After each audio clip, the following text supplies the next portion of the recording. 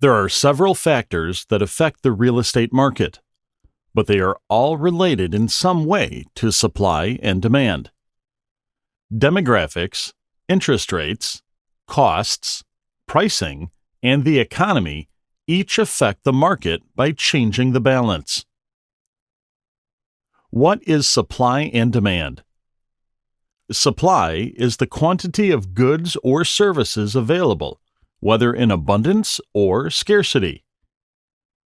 Demand is the supply of willing and able consumers, which can be few or numerous. In real estate, supply would be the number of properties available, and the demand would be the number of potential buyers. Imagine it this way. When you were young, you might have played on a teeter-totter or seesaw, where one side was up and the other side down, depending on the weight distributions. In this case, the weight is determined by the supply and demand. When the supply is plentiful and the demand is low, the pricing drops, increasing demand. When the supply is limited and the demand is high, the price escalates, eliminating some possible buyers and reducing demand. Just like the teeter-totter, finding a balance between supply and demand can be challenging. In practice, when there is a high demand for property in a certain location, developers and builders target the area for new homes. If the homes are built quickly, the balance can tip because now there are many homes available, and the demand is satisfied and drops, and the price goes down in the hopes of creating another wave of buyers. However, like most things, it is not that simple. There are other factors that weigh in on supply and demand and affect how the seesaw swings. Factors that affect supply. There is an old piece of advice credited to Mark Twain that says, "Buy land, they're not making it anymore." The wisdom in this saying is the fact that there is a fixed supply of land, which naturally creates a demand due to scarcity. Even just the idea of a shortage can bolster demand to crazy extremes. For example, in 1973, talk show host Johnny Carson commented on an article he read in the newspaper about an impending toilet paper shortage. Because he had a large audience and credibility, people started panicking and buying toilet paper in huge quantities. Whether there had been any truth in the rumor, the reaction of people hoarding toilet paper caused a real shortage, increasing the hysteria and demand. People were afraid of missing out and being caught with no toilet paper. How does this work in real estate? Fear of missing out, FOMO, can create demand. Any perceived shortage, whether real or illusionary, drives a desire to acquire. You've probably heard the old chestnut, location, location, location. That means that where a property is located directly affects how desirable it is. Since we know available land is limited, and you add the fact that the most sought-after land is in specific areas, you've got a finite selection of property in high demand.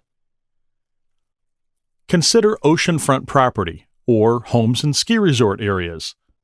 The prices are astronomical, which eliminates many potential buyers. But the property is so highly prized and so scarce that it sells briskly. Location also plays a less obvious role.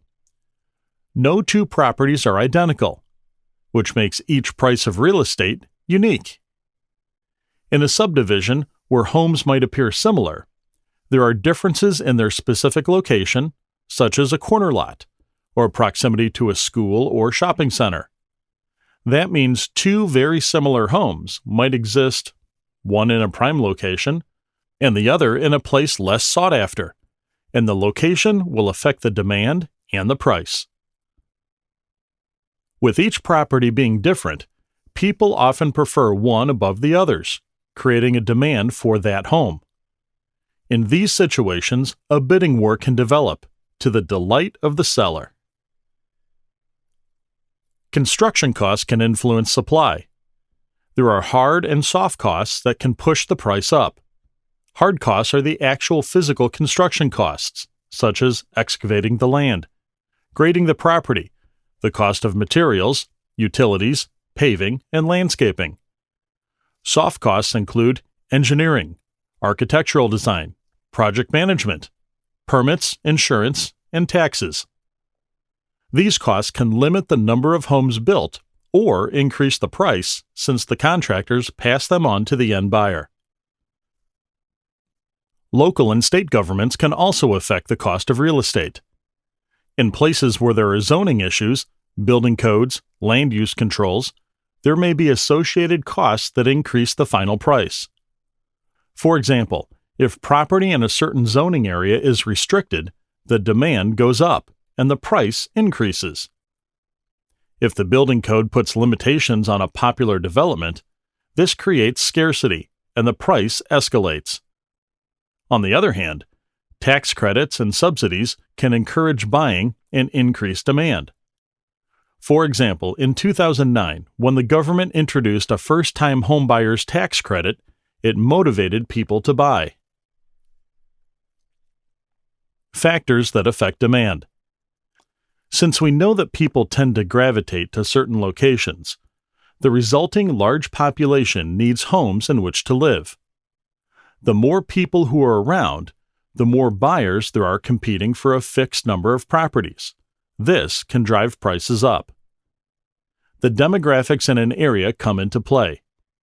Demographics study the statistical characteristics of human populations, such as age or income, which is used to identify markets.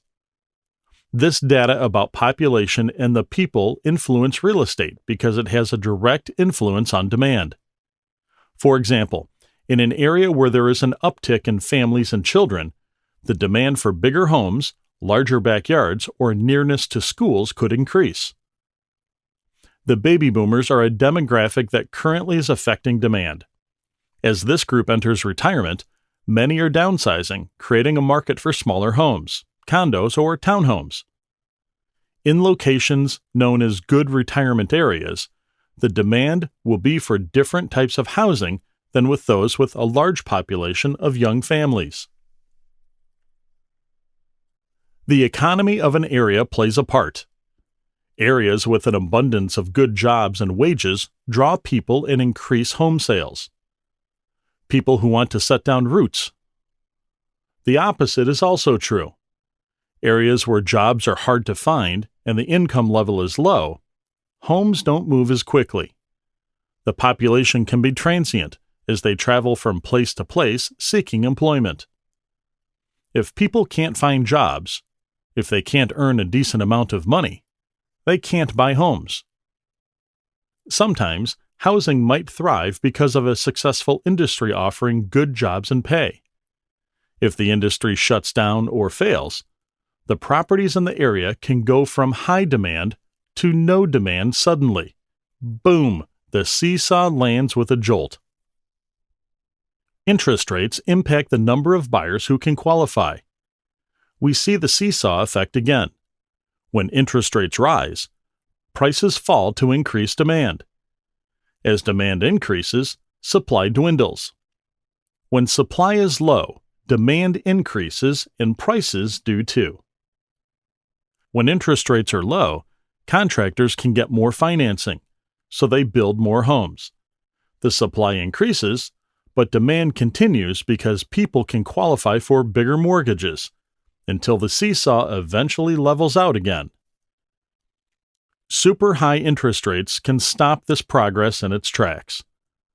For example, in the early 80s, the prime rate went to 21%, and borrowers who qualified on Monday couldn't close on their loan on Friday.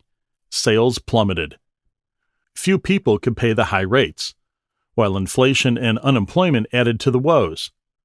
Builders couldn't get financing, and the market stalled.